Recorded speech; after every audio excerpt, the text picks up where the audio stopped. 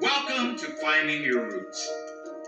In this episode, we'll meet John Leguizamo and Lena Waithe, two stars who built their careers by exploring their identities, are now going to discover just how complex those identities really are.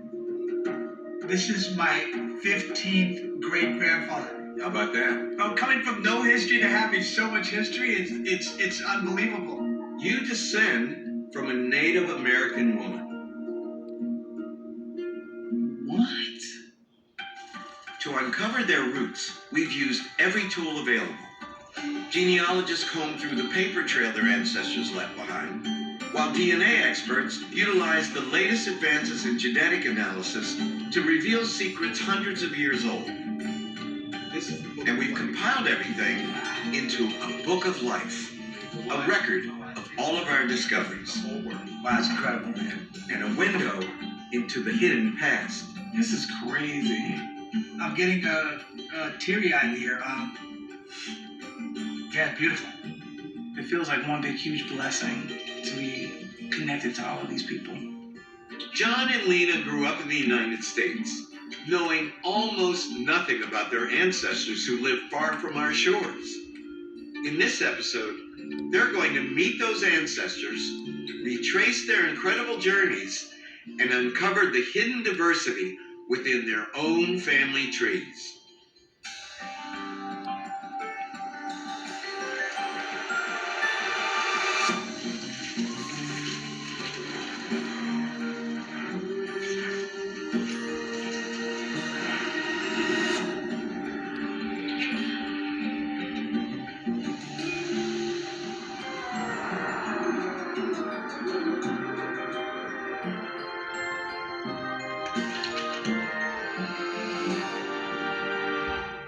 Corporate funding for Season 8 of Finding Your Roots was provided by... On Ancestry, I discovered more about my great-great-grandfather, Baptiste Coretto.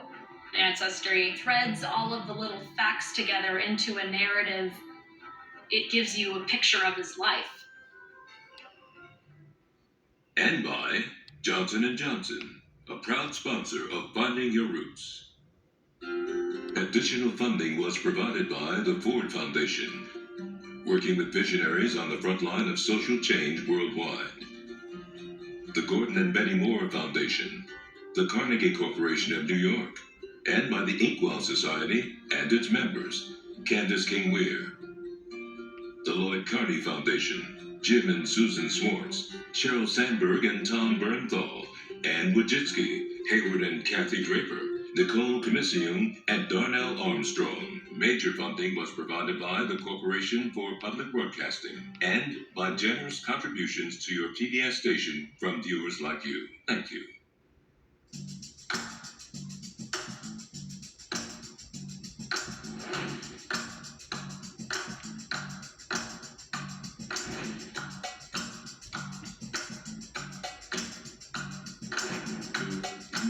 John Leguizamo is a national treasure. Over the past 3 decades, he's carved out a unique path, juggling leading roles in film and television with his brilliant, self-created one-man shows. Go, Johnny, don't be afraid. Come on. Go, Johnny. Go, Johnny. Go, go, go. Go, me. Go, go, me, go, me, go. And I get to the conductor booth. Booth, that's how I used to talk. Bathroom, length, north. Yo, we were so ghetto we couldn't even afford a TH. On stage, John explores the Latino experience from myriad angles, via a dizzying array of characters. But it all feels firmly rooted in his own experience, because it is. When he was 4 years old, John's family emigrated from Bogota, Colombia, to Queens, New York, where John grew up watching his parents make immense efforts simply to put a roof over their heads. My parents were always struggling and striving. I mean, when we first got here, the 4 of us, we lived in an apartment that was so small, the furniture was painted on the walls. And we had a Murphy bed. I don't know if people, are... They have no idea what a Murphy bed is, but so it's a bed that's built so that when the day comes in the morning, you get up, you put it back up Right. on the wall, so you have a living room, dining room, bedroom was all one room. That was the first year. The second year, my parents worked their butts off so that they got their own room, and then eventually we had a living room separate from the dining room. And then, every year we moved up till we got a house, and then my father rented all the rooms. And we had to live with all these tenants, and we had to clean their rooms and do all kinds of manual labor. What effect do you think that had on you?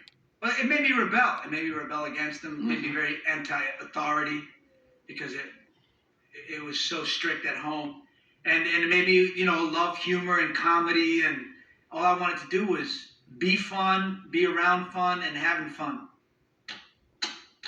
John's ambitions would quickly grow.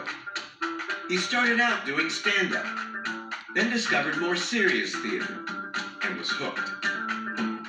By the time he was 17, he was reading Tennessee Williams and Arthur Miller, and telling anyone who'd listen that he was going to become an actor. Perhaps unsurprisingly, this wasn't what his parents wanted to hear.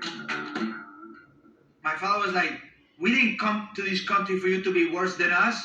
You can't be an actor. They were horrified. I mean, first of all, you never see Latin people on television or plays or anywhere, so how are you going to make a living?" But I didn't care because I fell in love with this calling, this higher art. I don't know. To me, it was the greatest art the world had ever created, and so nothing was going to derail me. John was true to his word. After dropping out of college, he took acting classes at New York, Spain, HB Studio, then set his sights on a career in Hollywood, where he soon confronted a new challenge: typecasting. The only parts he could get were gang members, drug dealers, or other stereotypes of Latino men. The dilemma would ultimately fuel his creativity, but not before a great deal of soul-searching. How was I going to make a living? And I was hoping maybe this is that stepping stone. Maybe this is that thing that's going to get me to the next better thing. But it wasn't. It was like I would see all the cats. I would see Leguizamo, Benjamin Bratt, Benicio del Toro, and all of us, coming in for gangsters with bandanas, Leguizamo. Yo, what's up, man? What's up? Or janitors, coming on. How you doing? How's everything going? Everything good, So I started to create my own stuff, and that rejection of Hollywood, and Hollywood rejected me, forced me to find a new path for myself. And I'm grateful for that rejection because I now create. I'm self-generating, and I've been able to be a voice for Latin kids and Latin people. Showing that our culture is valid, that it's viable, and that my ethnicity is my power. My second guest is actor, writer, and producer Lena Waithe, creator of Showtime's hit series The Chi, a kaleidoscopic look at Chicago's South Side. It's a place that Lena knows intimately. She spent most of her childhood in the neighborhood, raised by a single mother who was often too busy to supervise her closely, and largely cut off from a father who struggled with substance abuse. But while Lena was certainly shaped by the world outside her door, there was another force that was just as strong. Her maternal grandmother, Tressie Hall, who lived with her, inspired her, and even introduced her to her future profession. The two spent hours together in front of their television, guided by Tressie's well-formed tastes. We watched a lot of old TV because that's what my grandmother wanted to watch. But because she was old. Yeah, it wasn't old to her. She's like, I like this TV, But we would watch Hunter and Columbo and Maude and All in the Family, and I just loved her sense of humor. I loved her swag, and I enjoyed that time and laughing with her and learning about just how important storytelling could be through television shows. Lena's grandmother lit a fire that has never gone out. After college, Lena moved to Los Angeles with no connections and sought work as a production assistant. The odds were stacked against her, but Lena wasn't thinking about that. Now, Hollywood is not exactly known to be friendly to African Americans traditionally. No. How did you find it when you got here? At the time, there was a Black Hollywood. It was smaller, but it was there. And one of my professors said, if you can land in Black Hollywood, you'll always be okay. And so I said, okay. And yeah, my first gig was on Girlfriends as an assistant to the showrunners, and it was a dream come true. I was like, oh man, this is it. This is great. Then of course the strike hit, and everything kind of just came crumbling down, and I was like, what am I doing? And that's when I got really creative and decided just to kind of write and try to find my voice, and that's what I started to do. Was your family supportive? Yeah, they were. The hard thing for them was that they just didn't have any information. They couldn't really help me because it's just a very tricky business, and they knew they didn't know a ton about it, but they knew that I had a lot of drive, and I was just going to try to figure it out on my own. You're hard-headed.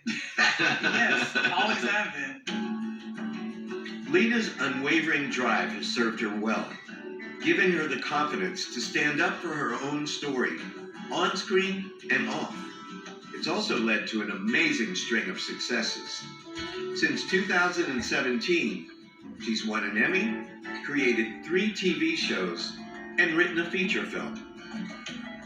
But for all her accomplishments, Lena remains very much a product of the family that nurtured her dreams from the very beginning. I wouldn't be here if it weren't for their love and their support.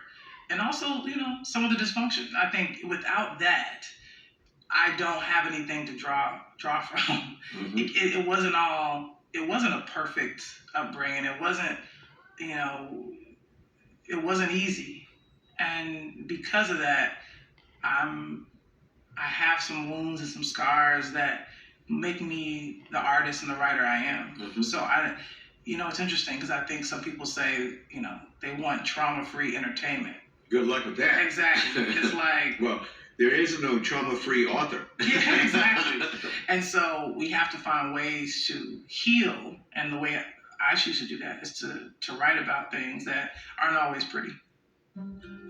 Lena and John grew up in homes where daily existence can be a struggle. In families focused on the future, not on the past. As a result, though each has a strong sense of themselves, they have little knowledge of the ancestors who laid the groundwork for their success. It was time to change that. I started with John Leguizamo. Growing up in New York City, far from his native Colombia, John's understanding of his ancestry had been filtered through heavy layers of mythology, as John himself readily admits. It's all like so interesting in Latin America, especially in my family. There's so many stories, that my grandfather was Lebanese, part Lebanese, and his wife was Afro-Latina, and then my grandmother is an Incan princess. Sound like black genealogy at a family reunion, Yeah, a king in Africa. There's a lot of fabulizing about story, but I don't know the real deal. The real deal behind John's family tree would prove fascinating. But it took our researchers a lot of time to untangle it from the fabulizing. On his mother's side, that meant following the paper trail back all the way back to John's 6th great-grandfather, a man named Manuel Salvador Londoño.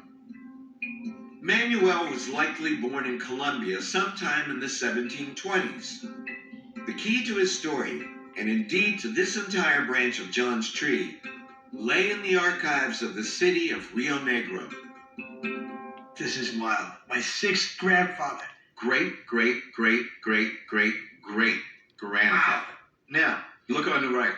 That is part of Manuel's will. Oh, wow. Recorded in Rio Negro in 1796. Would you please read the section of your I hope there's something for me. I hope there's a Yes, piece of land or some money. Would you please read the section that we translated? Manuel Salvador Londoño, natural son of Petrona de la Chica. He executed his will before public notary Dr. Alvarez y Tomayo on April 25th, 1796. You notice anything different about Manuel as he's described it? Natural son. Not legitimate. Natural. Oh. So at the time of Manuel's conception and birth, his parents were both single and unmarried. You know, young people can't control themselves. And as you can see, there's no mention of the name of Manuel's father. No. And of course, this was common for illegitimate children. He disappeared, deadbeat dad. Let's find out. Please turn the page. Who's the daddy? Ordinarily, it would be impossible to identify the unnamed father of an illegitimate child born in the 1720s. But we had an extraordinary tool at our disposal. In the 18th century, priests in Colombia often kept notes on events in their parishes. These notes were compiled by an historian in 2006, providing an invaluable resource for genealogists, because the priests had a wide array of interests and were willing to preserve gossip that was excluded from official records. Thanks to these priests, we learned a great deal about John's ancestry, including the identity of Manuel's father, a man named Sancho Londoño Zapata. You ever heard that name? No, I have never. Well, Sancho is your seventh great-grandfather, and he was the corregidor of Rio Negro at the time, which meant he was the local administrator for the Spanish crown. Oh, wow. So this is a Spaniard guy. He was a big deal, man. Yeah. Let me tell you how big he was. Your seventh great-grandfather, when he died in 1765, was the richest person in the entire province. No, get out of here. Where's my money? He was the corregidor. That was his title. Yeah. That's incredible. Though John's seventh great-grandfather was a powerful official, we know little about his life, and nothing at all about his relationship to John's seventh great-grandmother, a woman named Petronila de la Chica Betuma. But turning back to the compiled notes of Rio Negro's priests, we discovered something about Petronila. She was a Native American. Teresa de la Chica Betuma was daughter of Miguel de la Chica, Indian. Oh, I had a feeling. And his wife, Francisca, he liked the flavor. And his wife, Francisca Betuma, a marriage celebrated in Rio Negro in April of 1673. That's nuts. At the same time, Francisca was the daughter of Don Jerónimo Betuma, noble Indian of El Peñol. The daughters of Miguel de la Chica and Francisca Betuma were Petronila de la Chica and Teresa. John, according to this source, your seventh great-grandmother was indigenous. Yeah, but I knew, look at me. Yeah. It came from somewhere. That's wild. And this introduces us to her parents, who are your eighth great-grandparents, Miguel de la Chica and Francisca Betuma, who are both recorded there as being also indigenous. Yeah, they just say Indian. Isn't that wild? They just say Indian. Yes. You've also read the name of your ninth great-grandfather, Jerónimo Betuma. I can't believe you got a ninth grandfather. What, are you going to go to the beginning of time? Well, coming from no history to having so much history, it's unbelievable. And read again how he's described. Noble Indian. Noble Indian. That's beautiful. It's very moving. I mean, I'm moved.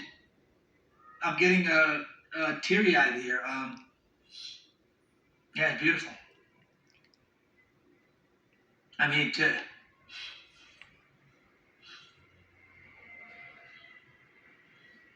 What's it like to see that?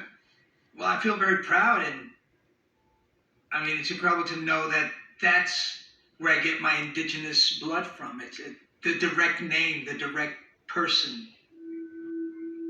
We believe that Jerónimo was likely born sometime in the mid-1600s, though we can't be certain. We found him in the census for Rio Negro for the year 1666. And that's as far as we could go on this branch of John's family tree. However, we weren't done with his mother's ancestry. Not by a long shot. Focusing on another of John's maternal lines, we were able to trace back to his 15th great-grandfather, a man named Sebastian de Belalcazar, whose life is exceedingly well documented for a man of this era. This is my 15th great-grandfather. How about that? That's incredible. What does that take us into the 1400s? He died around 1551 in what today is Cartagena. Wow. Would you please read the translated section? I, Sebastián de Belalcázar Adelantado, Governor and Captain General of these provinces and district of Popayan for His Majesty, do grant and certify by this instrument my full power of attorney to you, Francisco de Rodas, in all my litigation, civil or criminal. I grant this instrument before the notary in the city of Cali. Your 15th great-grandfather was the governor and captain general of the district of Popayan for the King of Spain. His boss was the King of Spain. Wow. I can't believe you could trace me that far back. That's incredible. Mm-hmm. My family's going to use the term bug out. They're going to freak out and bug out. Neither John nor his family was likely prepared for what we discovered next. Records show that Sebastian served under Francisco Pizarro, the infamous conquistador who brutally subjugated the Incan Empire. Indeed, we found testimony detailing how Pizarro sent Sebastian into what is now Ecuador to conquer the Incan city of Quito and seize any treasure that he could find. Much to John's chagrin, Sebastian did exactly as he was told. Your ancestor was able to obtain vast amounts of gold for Spain. Your ancestor. Not only from the mines of the area, but he and his cohort also melted down what Inca gold was left in the city. I mean, it's one of the great crimes of history. You know, I mean, the incredible artifacts and museum pieces that were melted. Right. On one side, we made them. On the other side, we melted them. You know? I'm kind of like Dr. Jekyll and Hyde in here.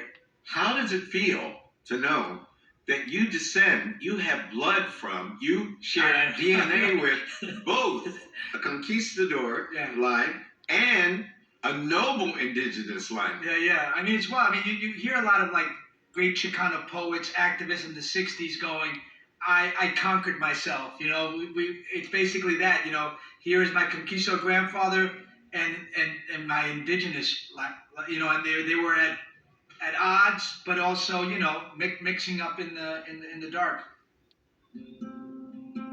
There was one more beat to this story.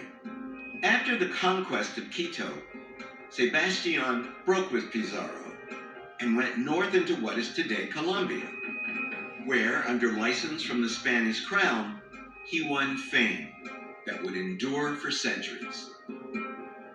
No, get out of here. A statue. Yes.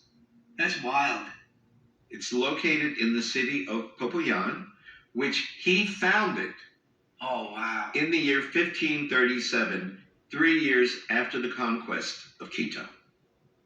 And Popayan wasn't the only city he founded. See that map? Yeah. Your ancestor founded all of those cities. Oh, that's amazing. I mean, those are big cities in Colombia. Big cities. Yeah. I mean, it's so unfathomable. Well, guess what? A month ago, protesters pulled the statue down. Oh, they did? Indigenous I protesters. had a feeling it had to go. A month ago, in September. Oh, man. I hope they put it in a museum. I mean, maybe it doesn't need to be. I mean, I'm not against that. I understand the horrors of destroying a people's culture, language, and religion and stealing all that they had, and now they're living in squalor. Yeah, no, I'm not for that. You know what I mean? I mean, he was a big target, right? Yeah, yeah. But I'm glad you got that photo quick. Much like John, my second guest, Lena Waithe, was about to follow her roots back centuries to meet ancestors whose stories and identities had been lost to time.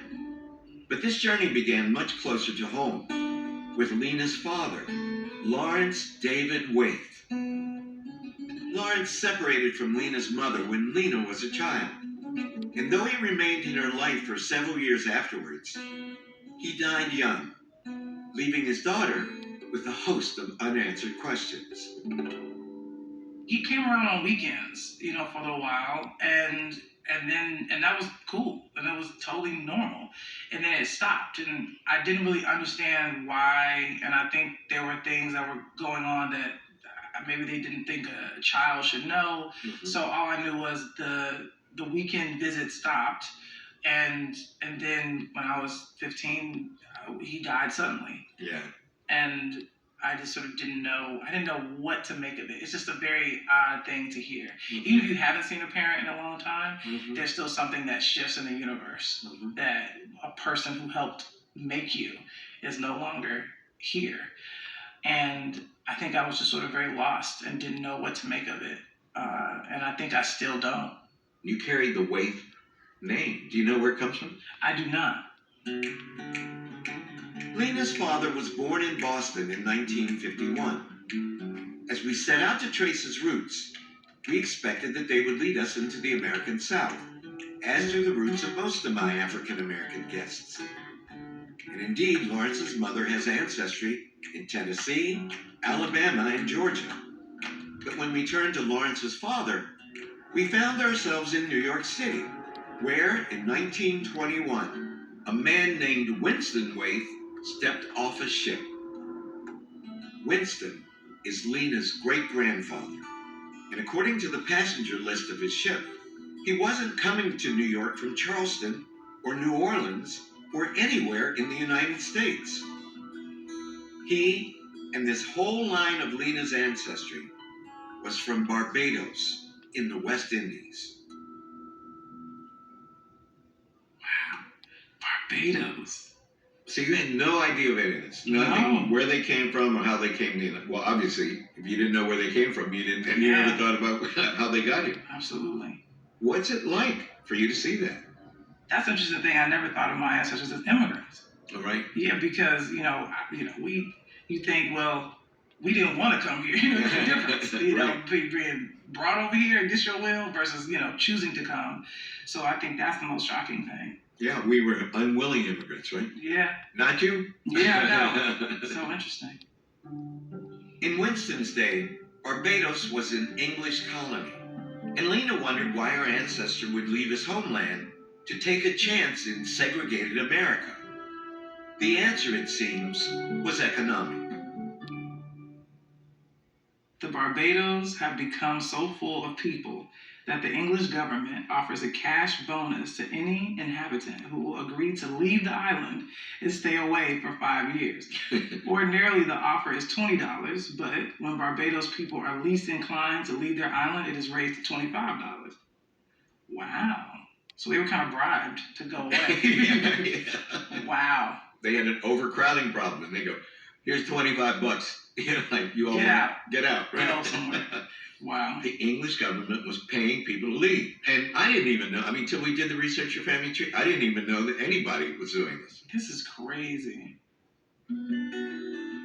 Winston was 17 years old when he left Barbados, but the cash offer wasn't the only incentive drawing him north. Wages were higher in the United States, and there may have been another factor as well.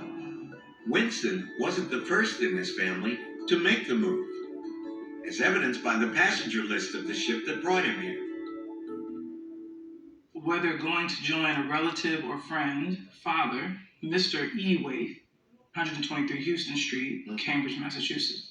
So you know what's going on here. Your great-grandfather Winston came to the United States on his way to be with his father, who was already here.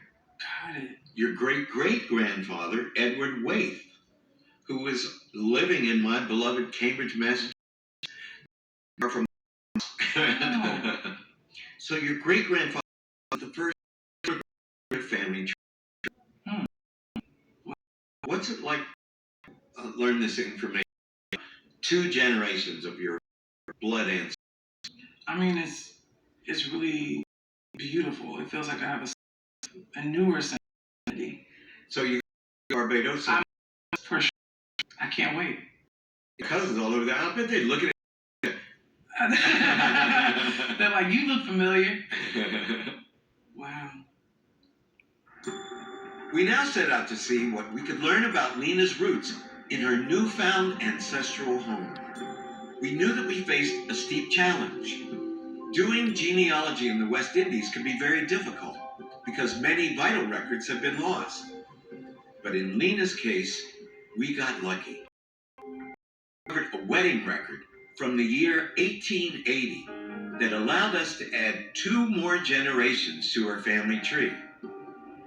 The parish church of Christ Church, when married, March 27, name and surname, William Moore Waithe, age 38, and Charlotte Ann Warner, age 37. Father's name and surname, Primus Waithe.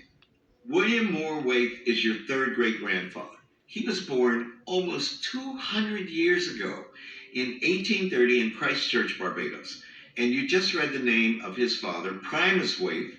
Wow. Primus Waithe is your great-great-great-great-grandfather.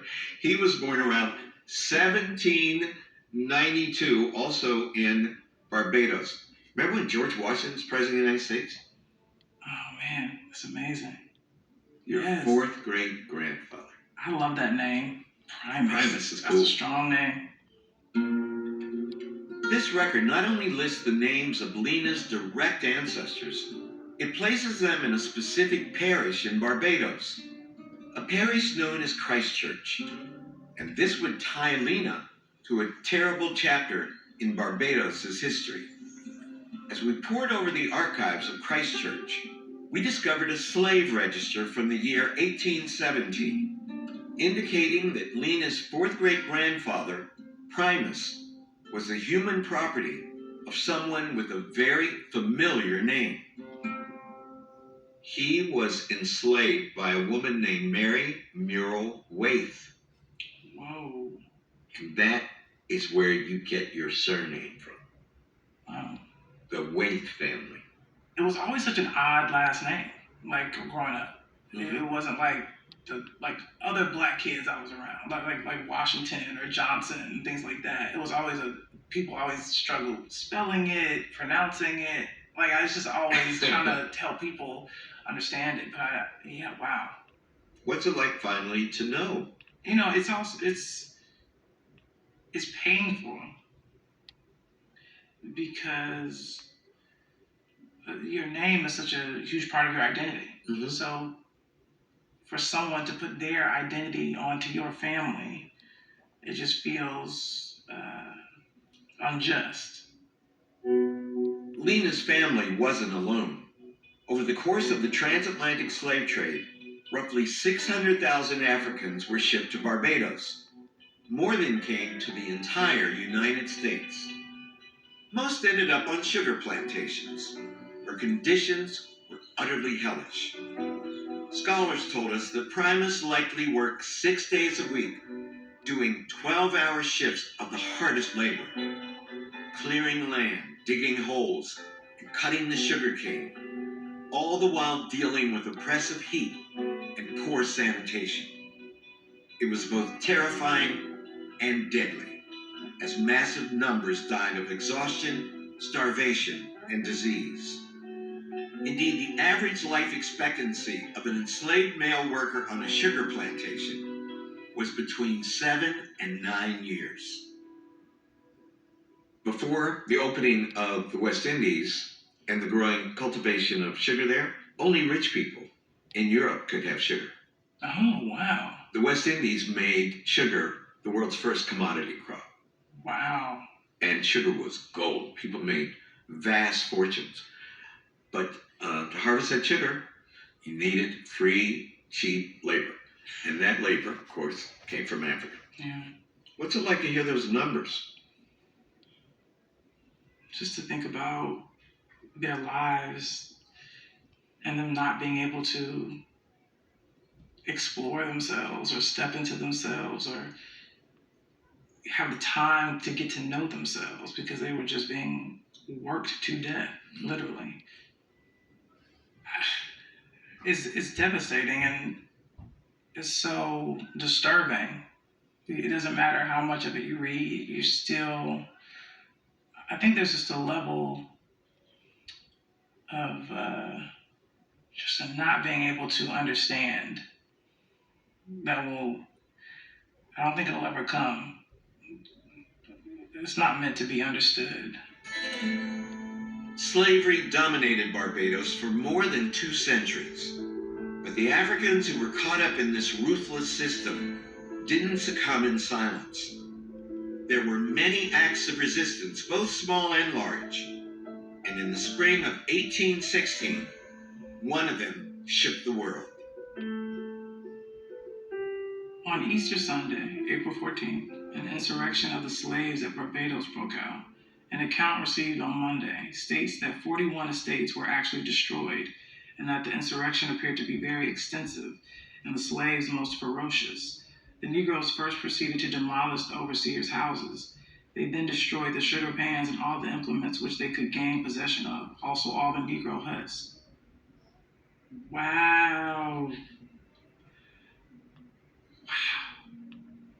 Wow, be still mine heart. Wow. Well, I love that. The insurrection, as newspapers called it, came to be known as Busa's Rebellion, the biggest slave revolt in the history of Barbados. It lasted 3 days before it was put down by the British Army, leaving dozens of plantations destroyed and miles of sugar fields burned. Lena's 4th great-grandfather was 24 years old at the time. He likely knew about the plans, and he most certainly saw smoke from the burning fields. But we don't believe that he played an active role in the revolt, for one very simple reason. He survived. Although Christchurch was one of the parishes impacted by the rebellion, all people who were known to have participated were executed. But Primus wasn't. Primus lived to father your 3rd great-grandfather, William, in 1830. If Primus had been involved, we would just erase you right now. I mean, you would just disappear. Wow. Wow. Wow. What do you make of all this? It's so interesting because I wonder if he wanted to be involved but was too afraid, or, wow, I'm sure there was some survivor's remorse, but I'm grateful he did. I'm grateful he did too. Lena, unfortunately, Primus would never know freedom. He would never, ever be released from bondage. He died enslaved in Barbados sometime between 1829 and 1832.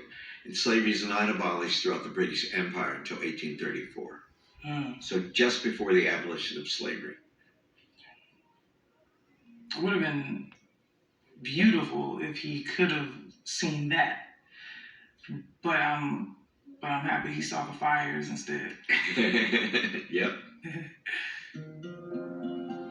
We had a final detail to share. The same archives in Christchurch that held a record of Primus's enslavement also held another record of a far more optimistic nature. When born, 1867, August 8th, child's Christian name, Edward Albert, surname Waithe.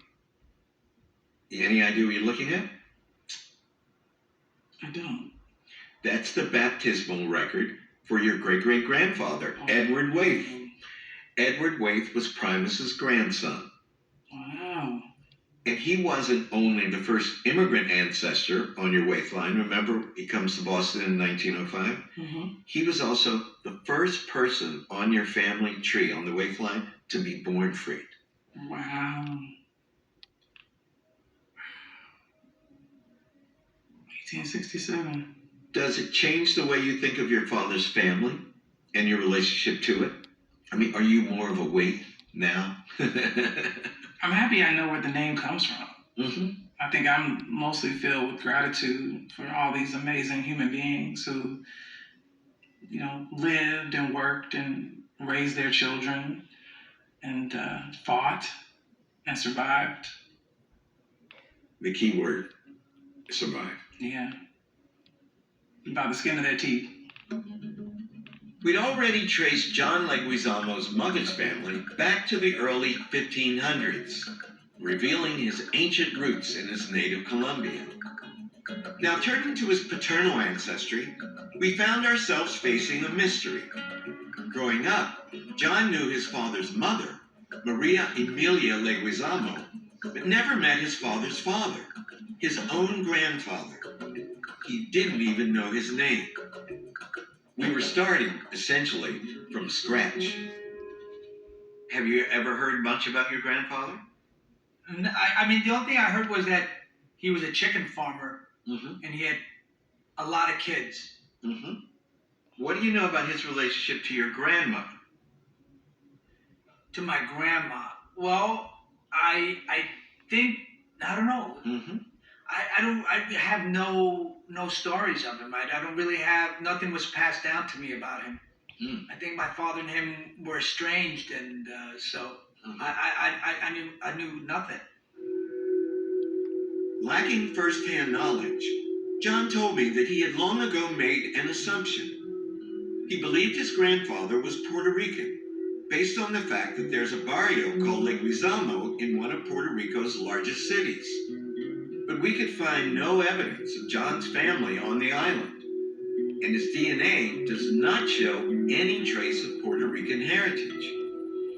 Instead, John's father's roots lie in the same place as his mother's, Colombia.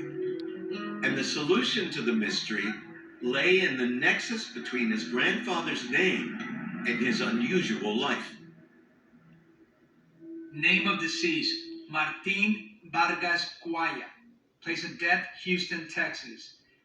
Date of death, July 29, 1975. Occupation, self-employed merchant. Birthplace, Bogotá, Colombia. Citizen of what country? Colombia. Have you ever seen that before? No, who is that? John, this is the death certificate of your grandfather. Oh, wow. He died in Houston, Texas on July 29, 1975. He was 80 years old. Now, why don't I have, he's not Leguizamo. Right. He's Vargas. I'm not Vargas, I'm Leguizamo. Your grandmother was not married to Martin. Oh, there you go. Okay? She was one of several women with whom he had children and who lived at his properties. Oh, wow, my grandmother lived in one of his properties. Yes. Oh, okay. Yeah. So we didn't take my grandfather's name, because otherwise I'd be a Vargas. You got it. Uh-huh. But she was there. She was living on his property. He didn't claim him. Yeah. He didn't. Right. Confusion comes. There you go. You got it. So I should be a Vargas. I should be John Alberto Vargas.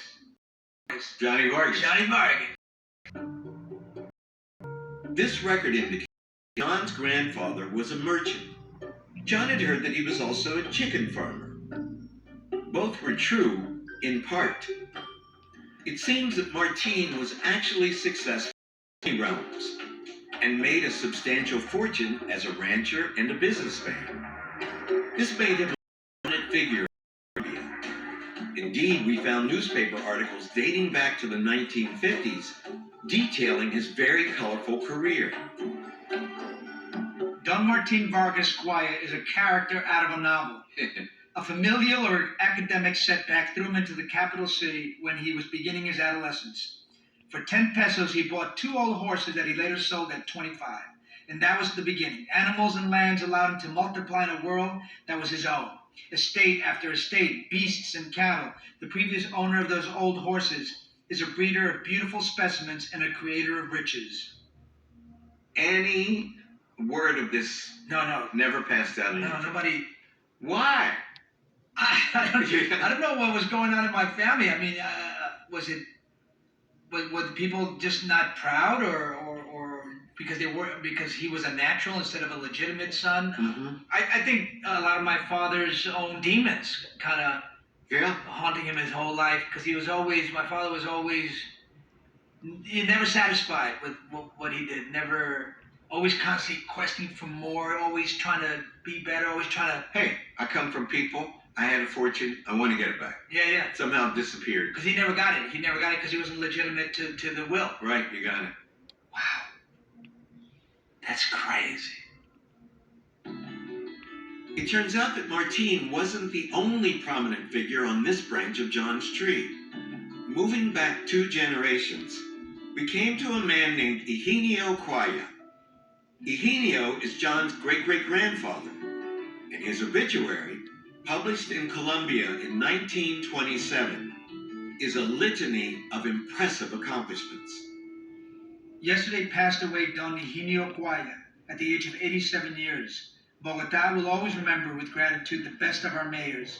His love for the city, his commitment to the common good, the enthusiasm with which he worked on all hours for the progress of the capital can never be forgotten. He was a real initiator of the development of modern Bogotá. Many of the improvements that we enjoy today are owed to him. It is a shame that his grand spirit did not continue to inspire his successors. Pretty amazing, no? As mayor of Bogotá, For 16 years, wow, from 1884 to 1900. that's wild.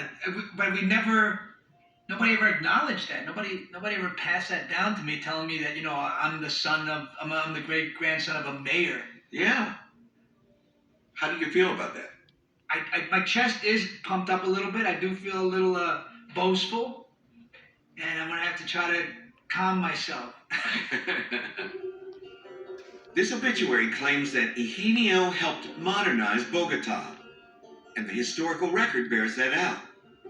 After taking office in 1884, the Quaya administration helped bring electricity to the city, built trolley lines, a theater, and an aqueduct, all the while fixing roads and establishing a tax to help the city's poor.